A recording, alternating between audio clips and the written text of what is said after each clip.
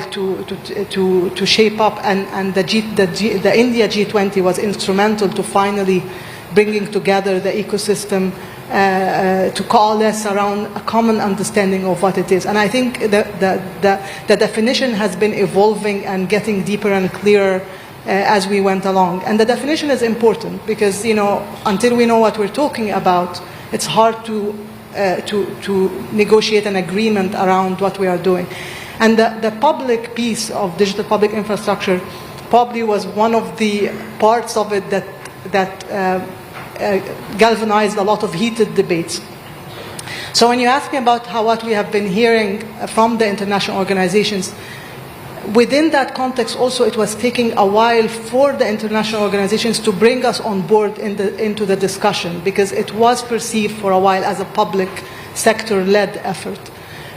But the conversation has opened up more recently, and some organizations are better at doing that. I would give credit to the World Bank in the sense that it has always been better than other organizations at bringing the private sector to the table and consulting, and they do a lot of ecosystem assessments and a lot of, so this has been happening very well.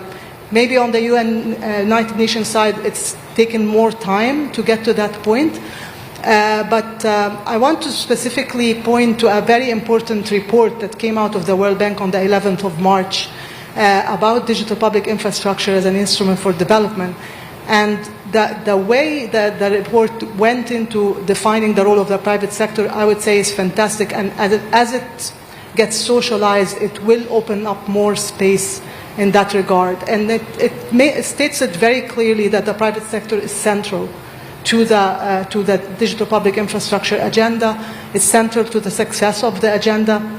And we have seen that, now that the technology is robust, that there is global endorsement that this is a very important piece of the journey towards digital transformation, that it is important for many countries that are at an earlier stage or have more limited capacity.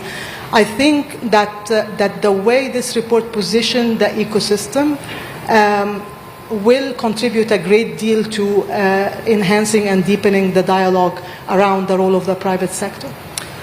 Your second part of the question was, where does Mastercard fit in? So Mastercard, when you look at the payment layer, obviously the digital public infrastructure payment layer comes in as a new player in an ecosystem that we have been in for a while. So in that sense, and it depends on the market and so on, we may be in a sort of a competing providers relationship where Mastercard and other payment networks are offering a payment option that competes with a DPI payment option. So this is one relationship that exists, and with it comes a certain package of dynamics and policy choices and policy conversations. At another layer, we are also potentially, and in some markets we already started doing that, being a service provider atop, like a fintech, because Mastercard is a fintech at the end of the day, providing overlay services. And in other situations, and that doesn't mean in different situations, sometimes all happen at the same time, we're a collaborator. Like I can see, for example, our fraud management or cybersecurity. This is typically a collaborative process, takes a lot of alliance and cooperation, public-private cooperation and ecosystem cooperation. So you can see situations where this is happening as a collaboration in terms of strengthening the entire ecosystem. So, I don't know if that answers your question, but our relationship to the DPI is multi-layered, and we see ourselves as contributors to the success of the ecosystem. And also we see a big opportunity. I'll leave you with one piece of data that we were discussing before the session is, since 2016, since the introduction of Aadhaar, the number of credit cards have doubled from between 2016 and 2020. The number of credit cards in the ecosystem in India have doubled. So in that sense, we're beneficiaries of DPI as well, and I can add that to the different ways in which we interact with the DPI ecosystem. Thank you. A very useful context there. I want to bring in Sanket as the government representative. I think it'd be great to get his perspective. I think if you look at the DPI landscape, right, there is a certain class of DPI which is, I'd say, typically digital ID, which is government owned, government built and managed by the government, operated by the government. There is UPI, where government has a major and the regulator has a big role, but it's really a combination of technology in the markets, and the combination of smart regulation, smart technology and markets, in that triangle has to work. In the case of account aggregator, for instance, it's mostly a technology and marketplace play and with very light touch regulation, right? So there are shades of DPI where government involvement needs to be more, needs to be less, and so on and so forth. I'd love to get your perspective, Sanket, on how the government has viewed some of these. And I feel, as I look back, as somebody living in India, government has made some deliberate policy choices over the years. And some have landed well with the whole population, some have landed well, not so landed well with the private sector, for instance. And so, how has the government been thinking about this? What have you been hearing from the private sector as you engage on all of these questions? Thank you, Madhukar, all my fellow colleagues. Thanks, Carnegie, Rudra and team. So, see, what the question you asked, that's the beauty of the Indian policy makers. Like, I will start with my earlier assignment. It was the physical infrastructure, roads. So basically, let's go into the fundamentals. Any infrastructure, if you take the physical infrastructure, so it's like the design, build, own, operate, or the design, build, own, transfer, or the design, build, own, and any other process. Because the private sector have its own expertise, it can finance with the cutting edge technology, a lot of benefits.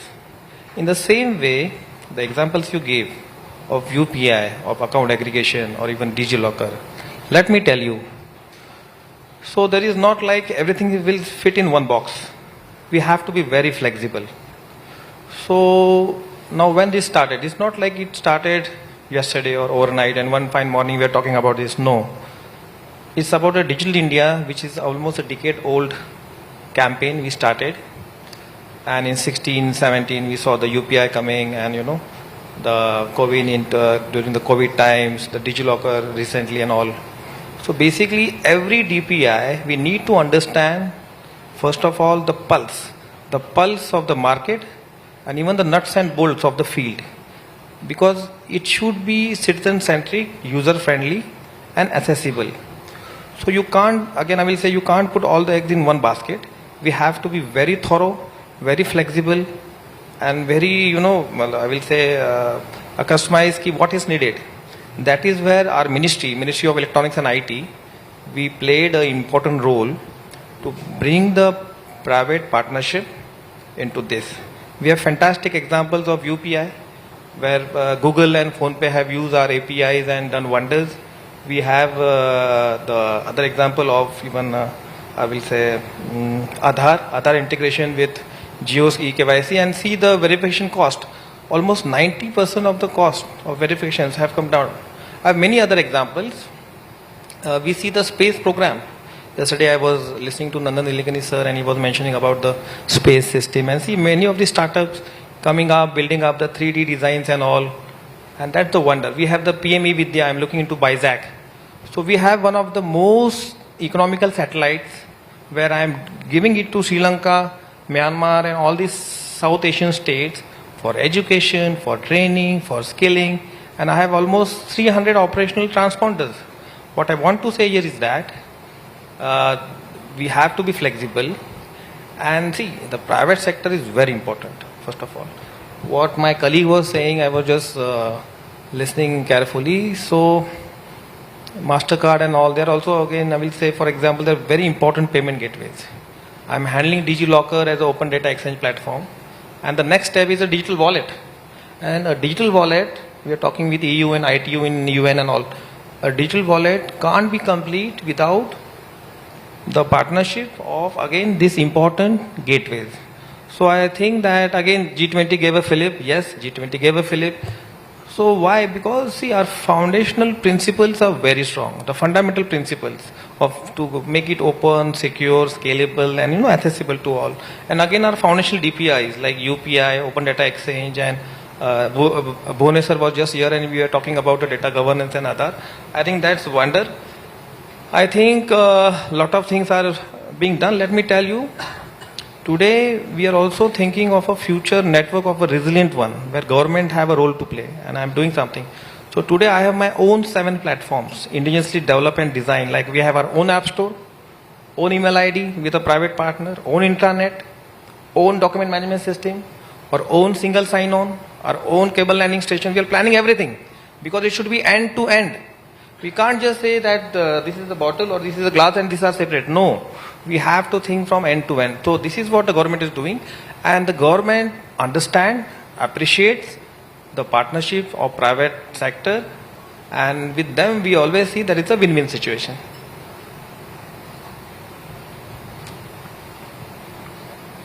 Thank you, Sanket. Rohini, lastly to you.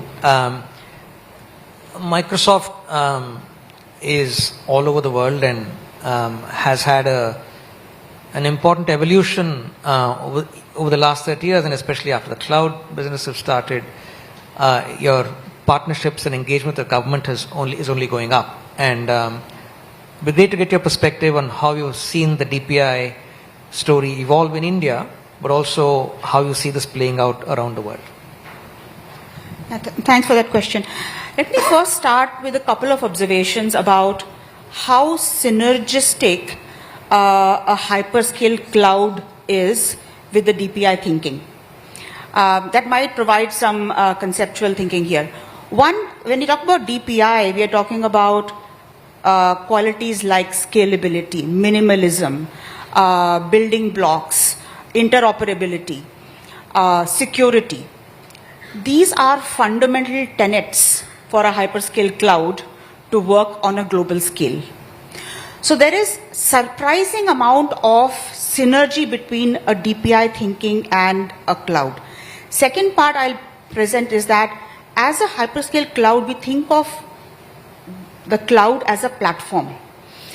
And our founder has defined a platform as an entity where the people who use the platform get many times more economic value than the value of the platform itself, which is very synergistic to how DPI thinking is.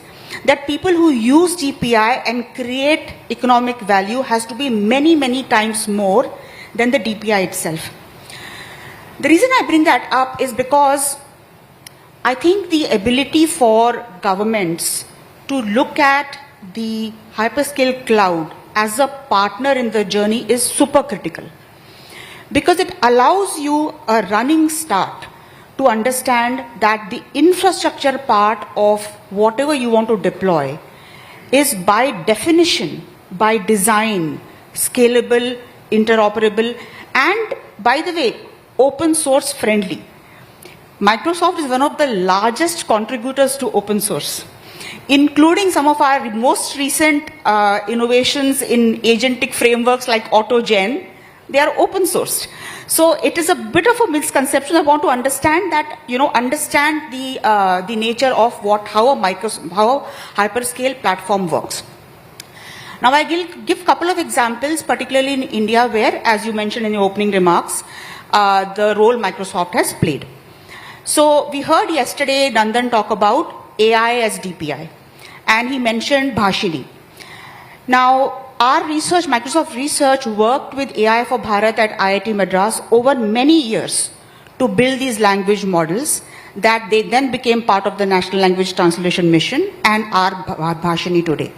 So we felt that we brought the thinking of what does it take to collect data, what does it take to create data pipelines at scale and create AI models. So that has been one example of being part of creating a DPI. Second example I would give is some of the largest platforms in India, like eShram, which is on informal workers registry, and eSanjeevani, which is a telemedicine platform which works at tremendous scale and fidelity. These run on the Microsoft Cloud. So the ability for you to run your solutions on a platform that is by design meant to be scalable, secure, and configurable is by definition that synergy. The last part, which is I cannot overemphasize, is the point I made about what is a platform and what is the value that's created on the platform. We are seeing that the ability for startups to build on the cloud, especially digital native startups that are digital first, cloud first, AI first, is going to change the way in which value is created in the Indian economy using these DPIs. I was at a startup event a couple of weeks back, and we presented a point of view there that today, if in India the software market is about $20 billion, in 2030 it is expected to become $100 billion. That number is based on the fact that many of these startups are able to leverage the digital public infrastructure, not just the identity, data exchange and payments, but some of the upcoming ones like ONDC, like some of the ones we discussed earlier today, to create and solve new problems which would otherwise have required creating plumbing from the grounds up, which would by definition be economically unviable. So I work with startups every day in Bangalore, and to me, that fundamental aspect of economic unlock that startups create using DPI is the most important part of DPI that people have to understand. Thank you, Rohini. I want to turn to Chandramohan. As the TCS is one of the largest global IT services firms, and as a company, you played an important role in India's DPI journey in many ways over the last decade and more. What are your sort of reflections and takeaways from the India journey? But also, I know as a firm, you have much work going on around the world, and what is your experience in learning from what you're doing in many parts of the world on DPI? Yeah, thank you for having me here. Our experience has been, we have been part of building several government programs. The way we transformed the passport in India is a classic example for the last 15-20 years now. If you have seen a taking passport before and now, Indian citizens would have experienced the way we have transformed. What I have seen in the recent past, when we are taking the DPI story across globally, we do individual programs in UK, we do railway programs, we do DigiLockers across the world and all that. What I have seen is after the G20 happened in India, there is a very clear sequence. G20 has said that there are 17 SDGs defined, and everybody agreed that without a DPI kind of a tool set, a technology, achieving those goals is very difficult, right, in the shortest possible time. Once the DPI has been identified as a tool set to achieve those goals, now we see a lot of traction from the government agencies also. See, it is what we observe is that it is not necessary that the government has to do everything.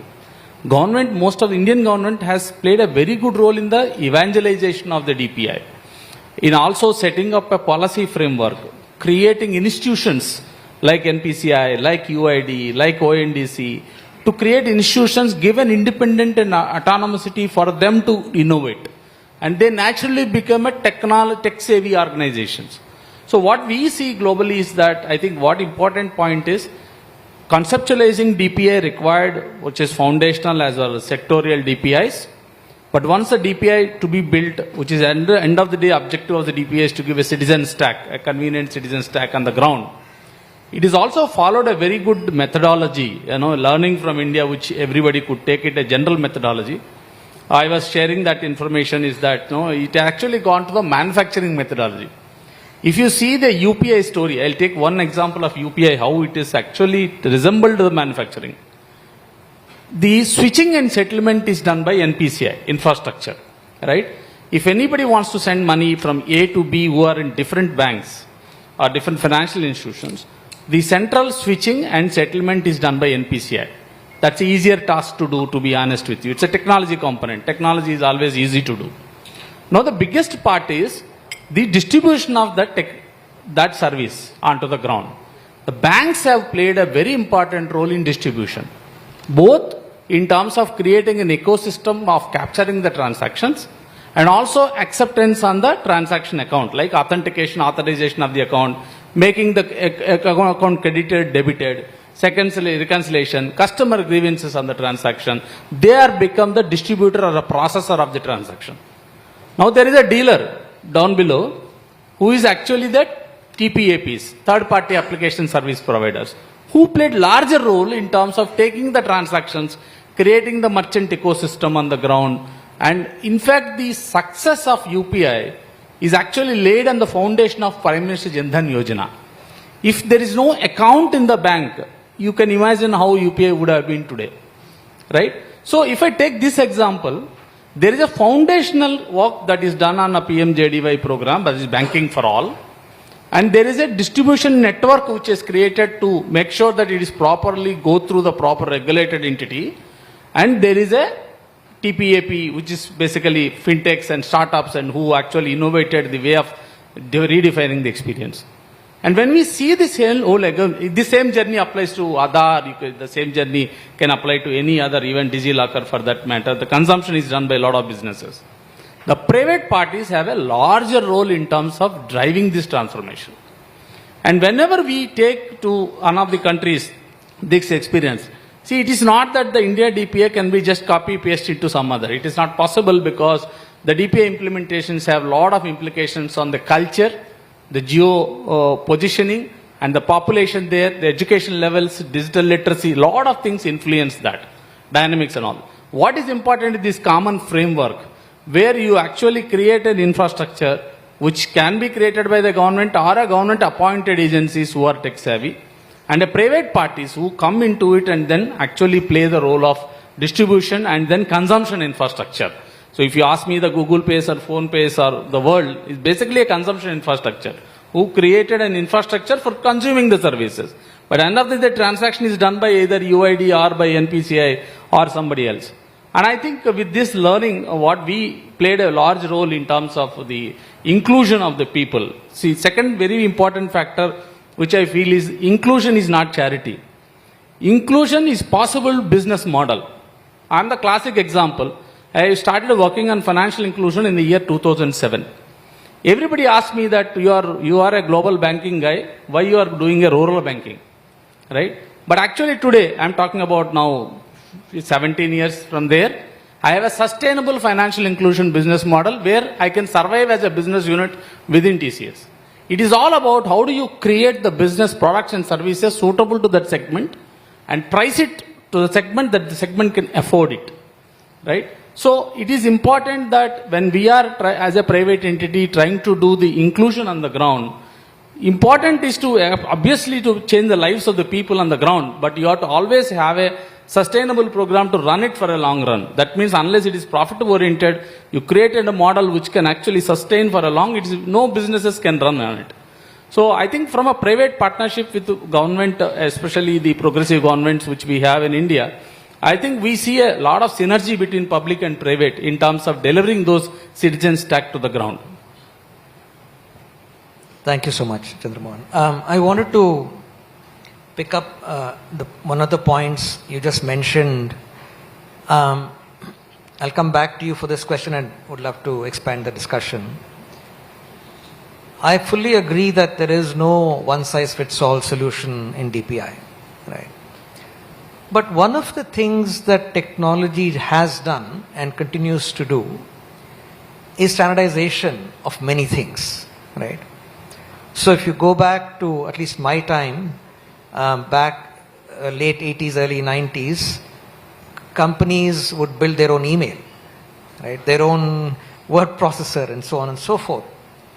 But what we've seen over the last 35 years is a standardization and so back in the day, even companies would say, "Look, but I'm unique and I need something different," right? So what we have seen in the last 35 years is a lot of harmonization, standardization that's happened, while companies have adapted, right? Countries are still struggling.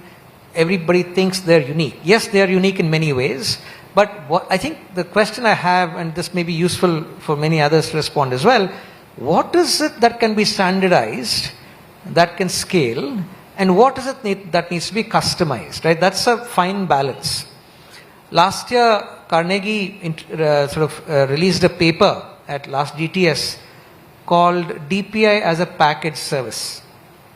Essentially with the idea of recognizing that, just to give you some statistics, there are 70 countries in the world that have a population of under 1 million people, right?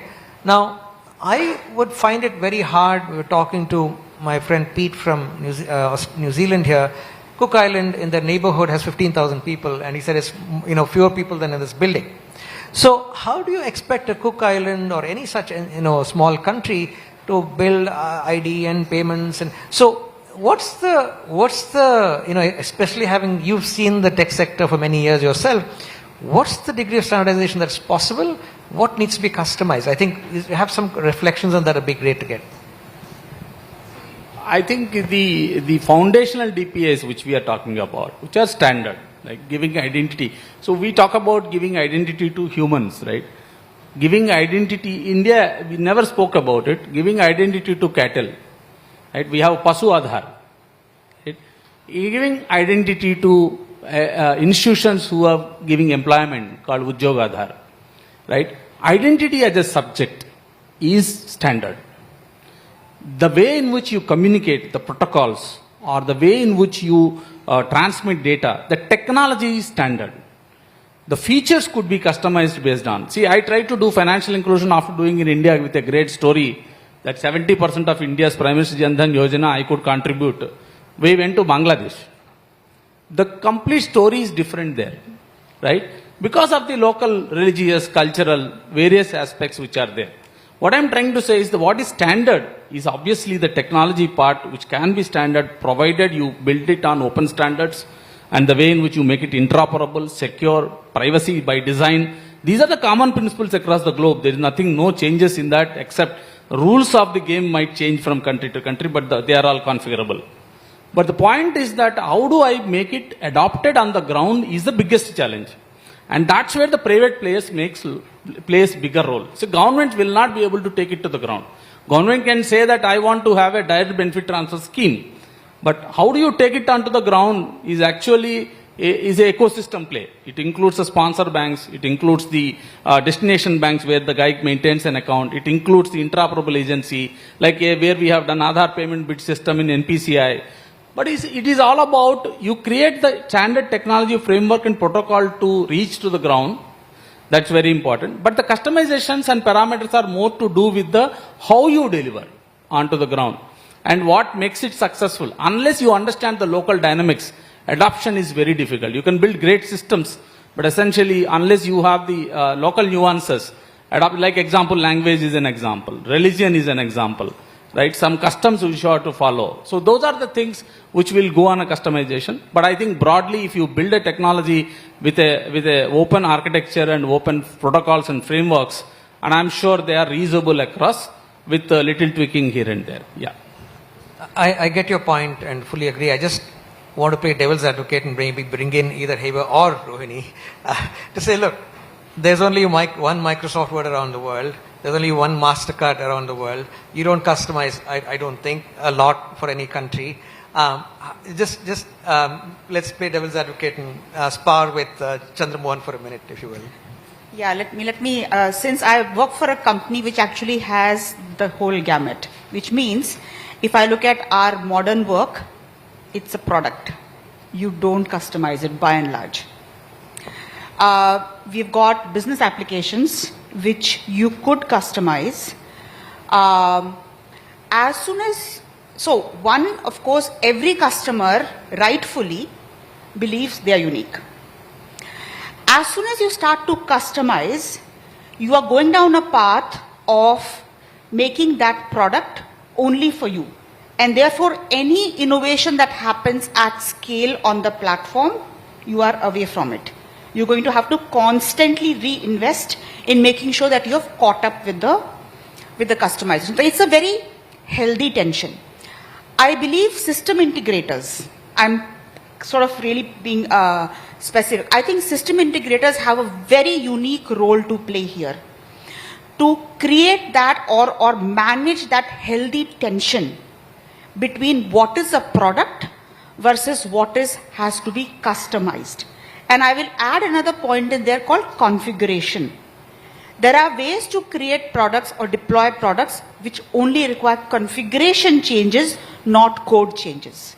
So the ability to ensure that you are delivering to your end customer in a way that is able to benefit from the fact that product innovation will move at a very fast pace, and how can your customer keep up and leverage the platform and product innovations as fast as they happen, rather than having to constantly invest in customizations. There is one middle ground called configuration, and system integrators have a really strong role to play here in creating that healthy tension between the end customer and the platform.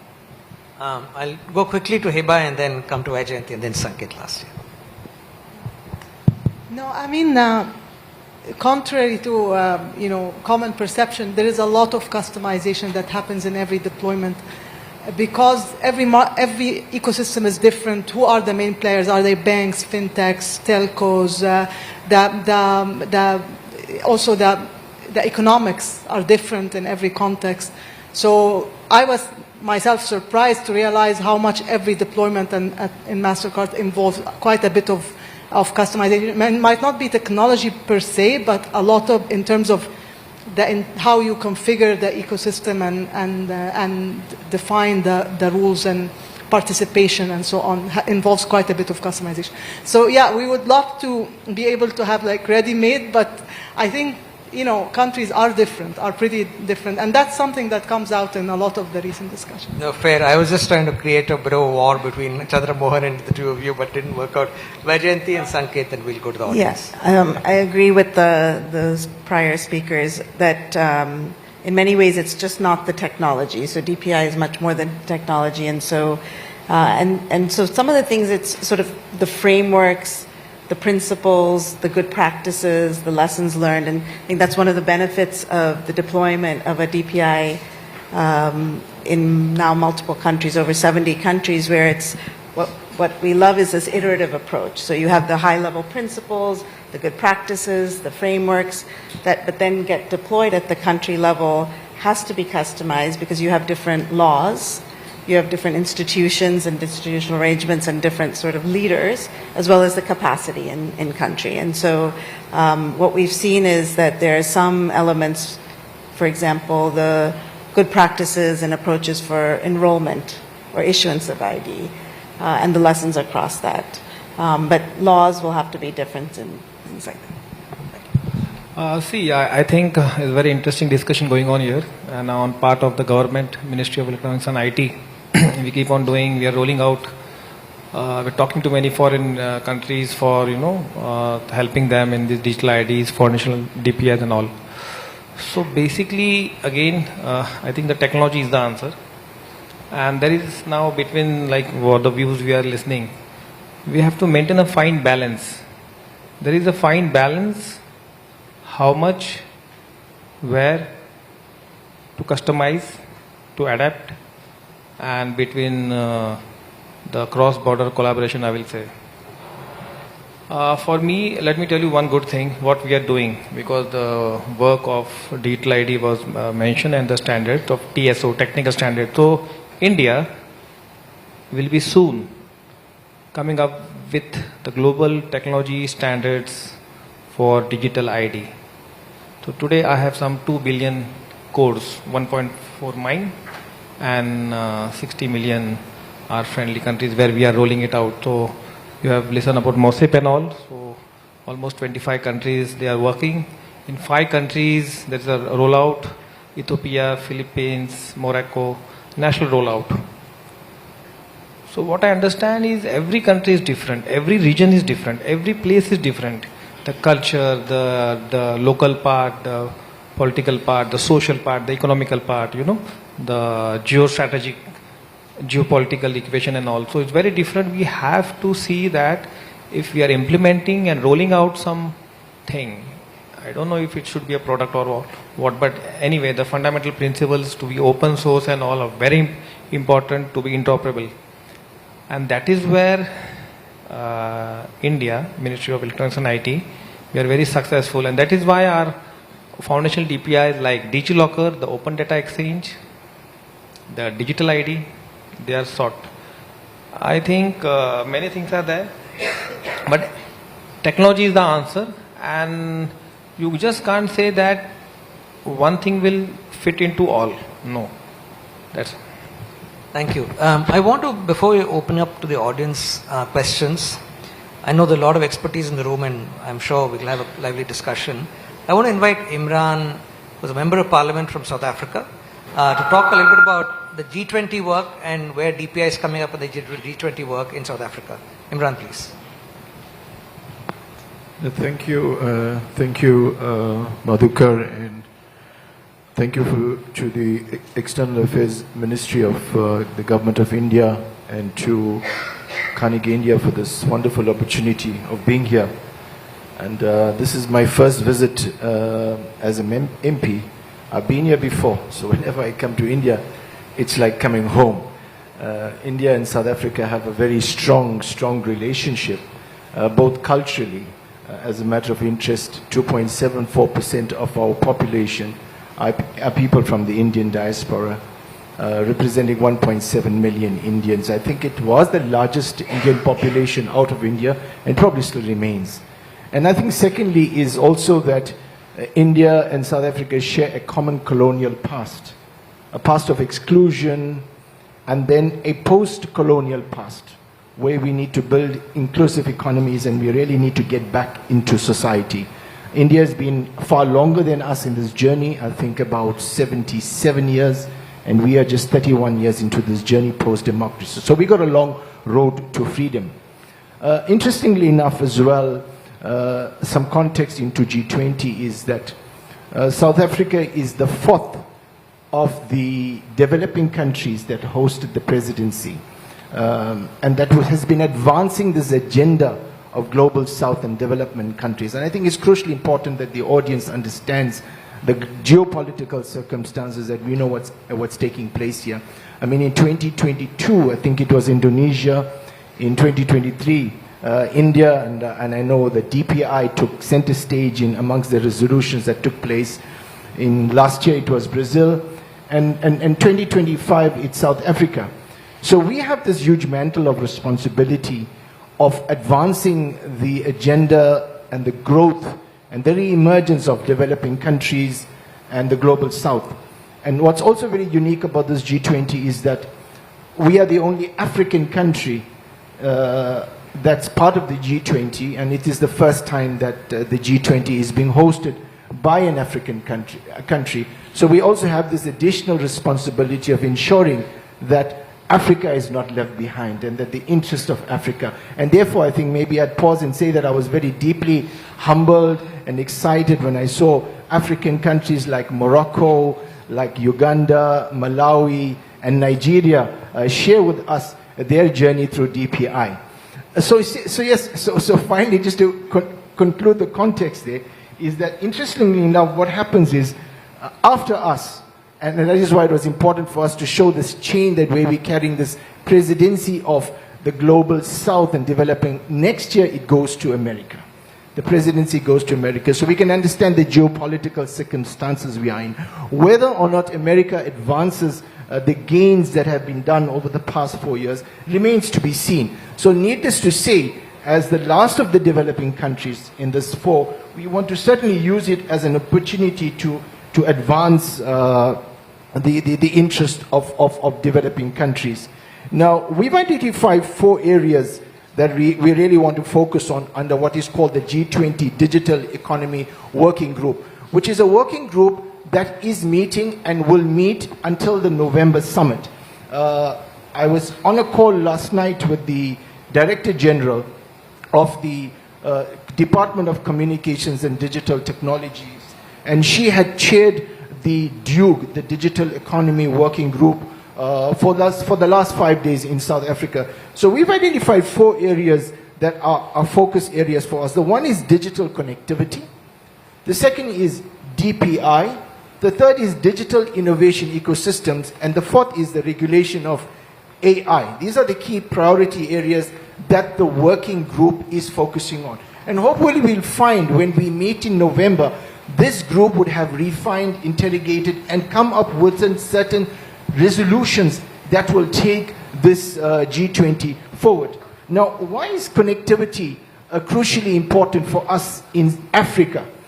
Because it is the basis of any digital transformation. I mean, I heard yesterday something very simple but profound, that AI is the terrace and digital connectivity is the foundation. So needless to say, if we don't get digital connectivity in Africa and in development countries right, we are not going to get off the mark. And digital connectivity talks to two challenges. One is infrastructure and the other is cost. And that's an area we want to deal with. We want to deal with the issues of cost, particularly around our mobile network operators. What is the cost of connectivity? And we're finding in South Africa particularly, the costs are huge in relation to the rest of the world.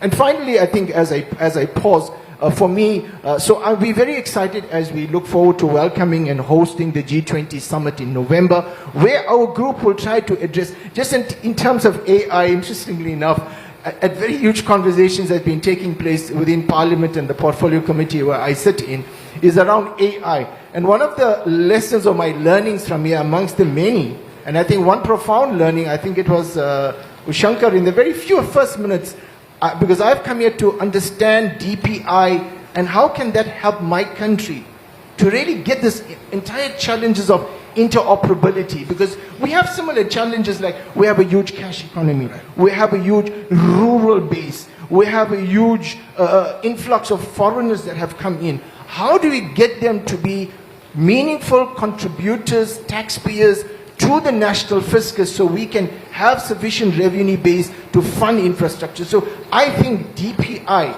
and starting with a digital identification is the basis. So I took that, there was a learning I took yesterday, and that was the issue around DPI must talk to an outcome. Understand the meta friction, I think that was the term. Yeah. So it is something that I've been dreaming about last night.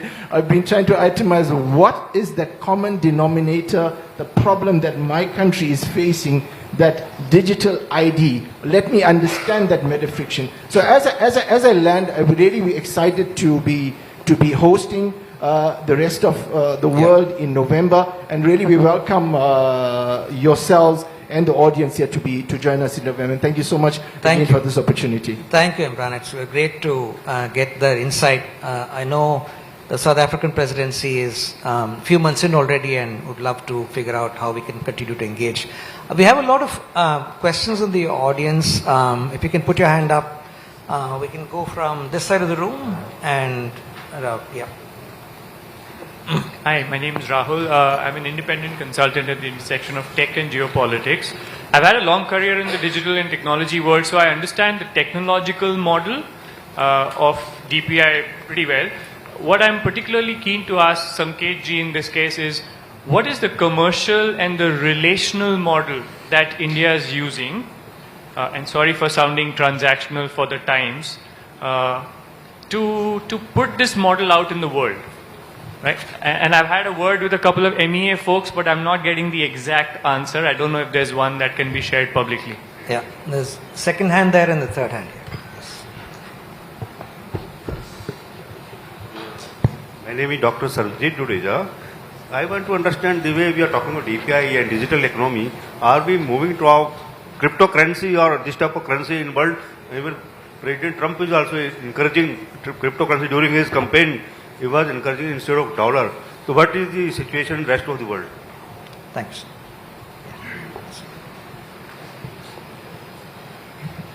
Thank you. One question is, address the panel, particularly to Mr. Sanket. We're talking about the connectivity, the connectivity, digital connectivity countrywide, as far as India is concerned. A large geography and large population. Now, with the coming in of the AI, with multiple languages coming up, and related derivatives from that in terms of transactions and services, what kind of a challenge is that for the government? Because BharatNet, I'm reading, actually doesn't cover the entire country. So what kind of challenge does that present both for the country as such and also to the other users of that facility? That's one question. Yeah. The second one is you talked about, the small countries like Cook Island with small population. Now, it could even be, I think, it could even be thought in terms of commercially viable kind of an enterprise where you create that and there are a lot of benefit derived from that, because obviously this leads to monetization of their activities. But more than that, because the fact it provides the facility or the infrastructure for mobilization of the community, there are a whole lot of other challenges which actually can be addressed through this kind of community mobilization, and thereby thereby creating the, let's say, the buffer against the shocks, external and internal shocks. Sure. Actually, the economy actually also gets better. Thank you. David Roos at the back.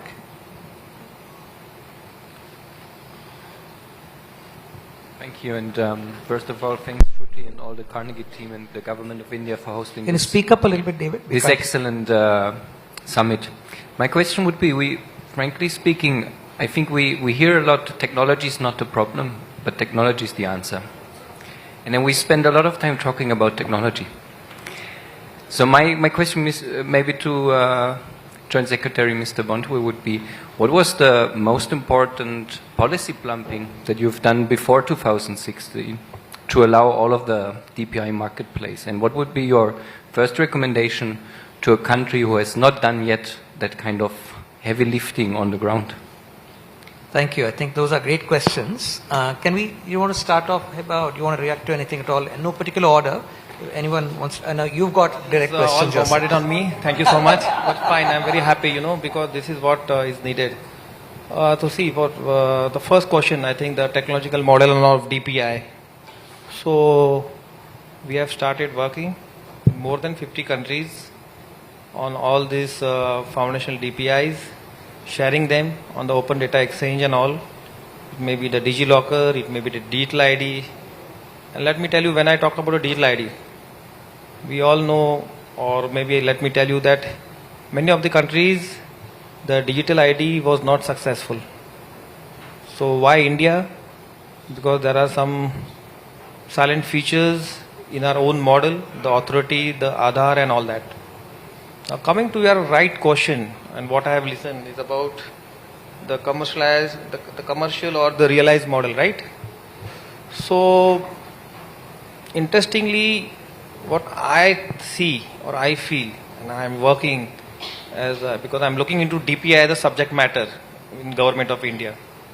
So the government is very serious. It brought the India mission, and it gave the DPI as a subject to me to look, because it's like the Ministry of Finance, MEAB, all are working together as a team. So here we are not seeing as of now any commercial gains or something sort of that. No way. It's more the trust model.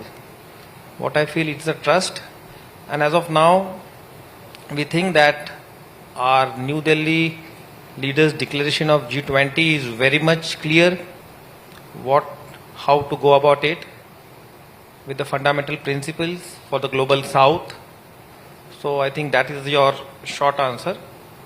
Coming to the third part about the connectivity and the AI, the languages and all, I think sir asked me. So yes, that is a challenge today, not only for India. It may be for Europe, it may be for Africa, it may be for a state like Uttar Pradesh, it may be state for Northeast and all, because it's diverse. But the beauty lies here to get them all together. A game changer example is Bhashini. You mentioned AI, and I have Bhashini. So Bhashini, I have like 35 language models now, where from text to text, voice to text and all we are working.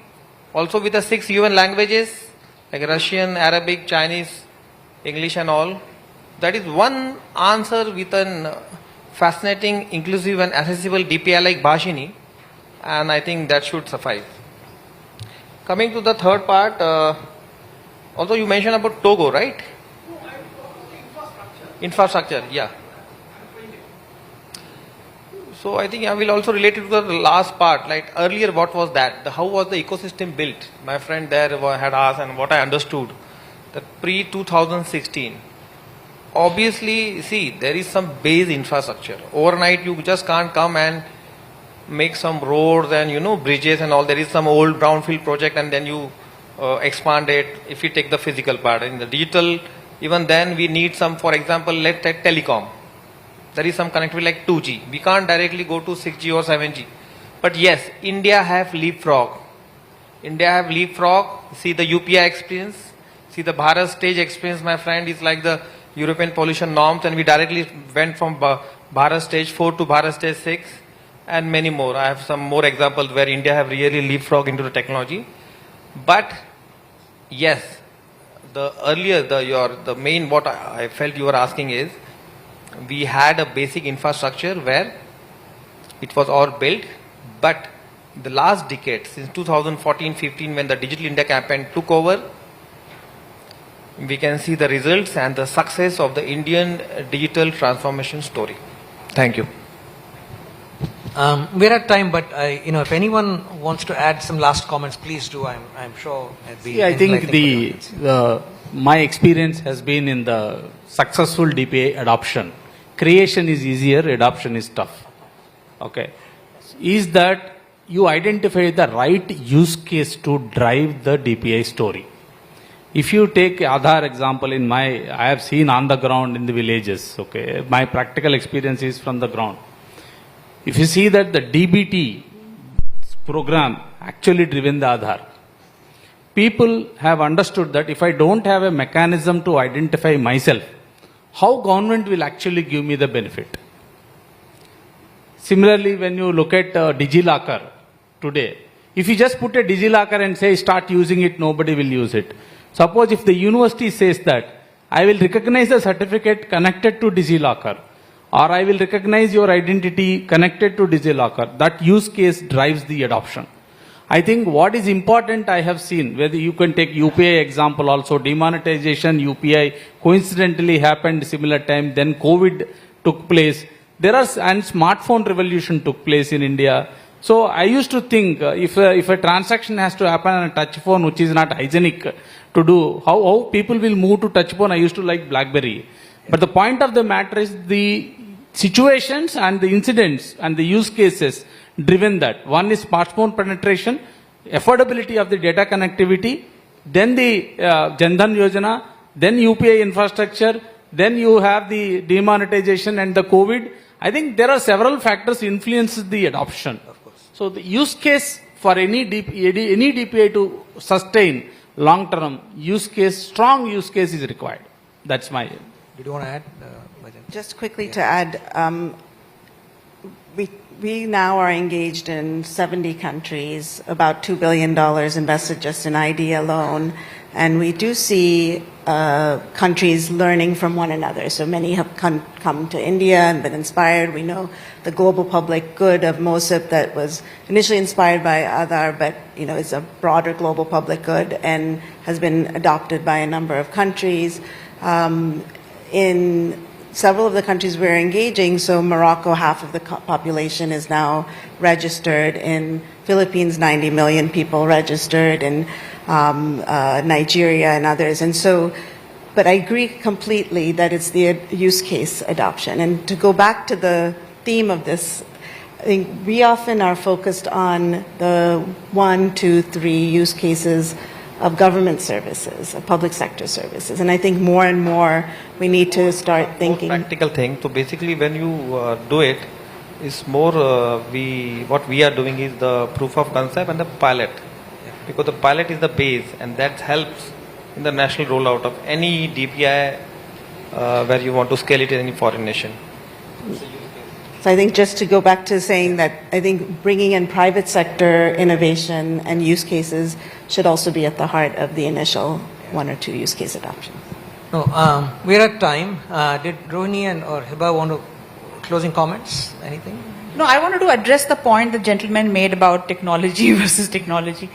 I think, there's a stage to it. Yeah. The comments that were made in terms of driven by a use case, driven by a real problem to be solved, one starts with that use case, then there are initial technology building blocks that address helping them. Then when you scale, at that time you may have different technology elements that come in, but it is to start with, it's a use case and bring the people together and making sure the policy makers and the mind share is there. So I think it's that journey that one has to think about. It's a lot of learning. I must ask you to then wrap it up for us. Heba, please. Yes. Thank you. So I'll go back to the theme. I think, we've gone a long way in terms of defining the DPI, understanding what it's about, building the public sector role. And last year we filled a big gap when again the Safeguard Initiative was launched, and now it's in its second year of iteration. I hope that in the South Africa G20 that it will launch deeper work on the role of the private sector and really better understanding of how to bring the private sector in and what are the business models. And I think this will complete the circle and get us to that. On that very constructive note, thank you very much. A big round of applause for all of our panelists.